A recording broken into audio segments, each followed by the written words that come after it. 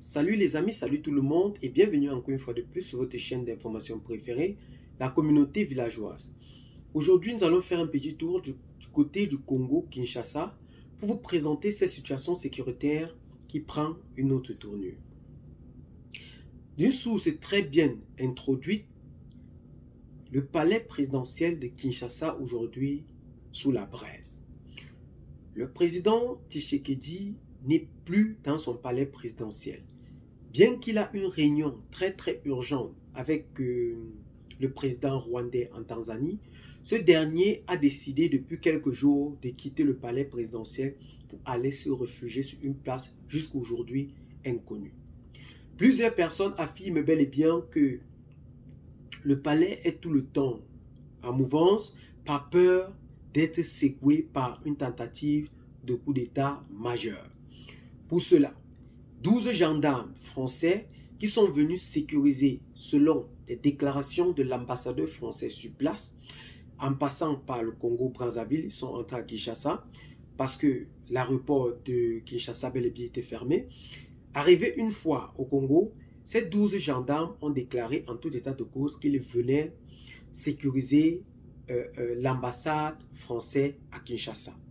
Mais une chose surprenante est la découverte de la qualité d'armes très sophistiquées que ces derniers ont eu à entrer sur le territoire congolais avec.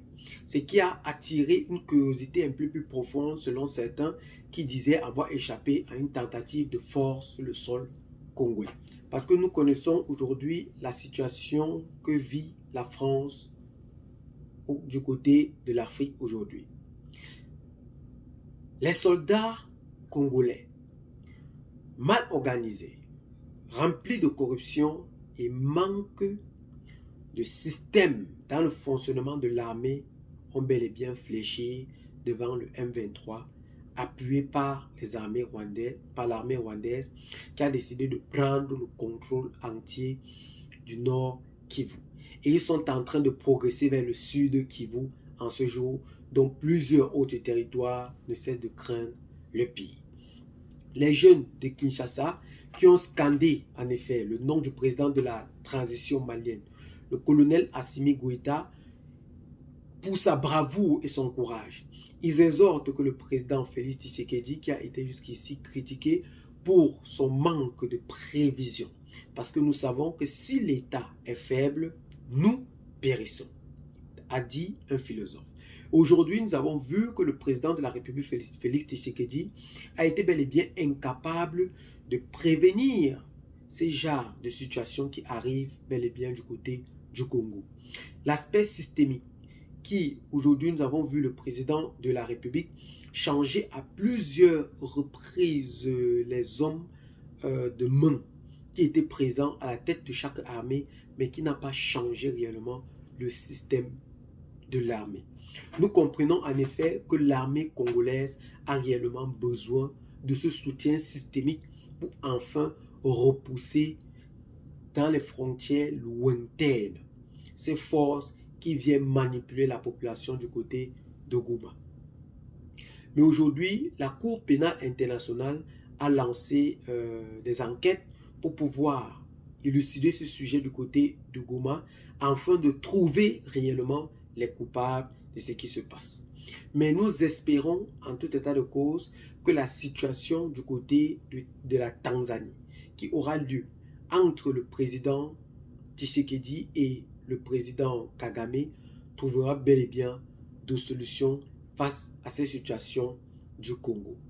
Et bien les amis, c'est la situation actuelle qui prévaut d'une manière très brutale aujourd'hui du côté de l'Est, dont l'Afrique du Sud a décidé aussi d'entrer dans ce jeu sociétal pour enfin sécuriser son territoire par peur, selon elle, que ce conflit se répercute jusqu'à chez elles.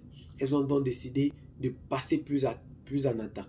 Elle a donc déclaré officiellement que si jamais l'armée rwandaise venait à neutraliser un seul soldat, encore une fois de plus, de l'armée sud-africaine, ce dernier sera considéré comme une déclaration de guerre. Nous voyons bel et bien que la situation craint le pire. Kinshasa sous mouvement, Et aujourd'hui, le président Félix Tshisekedi ne reste plus réellement sous ses deux pieds. Nous appelons ici la communauté internationale à prendre réellement, rapidement ces situations à cœur pour enfin faire taire ce conflit qui sévit entre le M23 appuyé par l'armée rwandaise selon la déclaration de l'ONU et le Congo. Eh bien les amis, c'est la situation très malencontreuse que vit aujourd'hui l'Afrique de l'Est. Laissez donc massivement vos commentaires. Abonnez-vous à la chaîne si ce n'est pas encore fait. Partagez la vidéo avec les amis si vous l'avez trouvée intéressante. Et à très bientôt pour de nouvelles vidéos. Car seul le partage permet de sauver un maximum de nombre de temps. Merci et à très bientôt pour de nouvelles vidéos. Bye bye.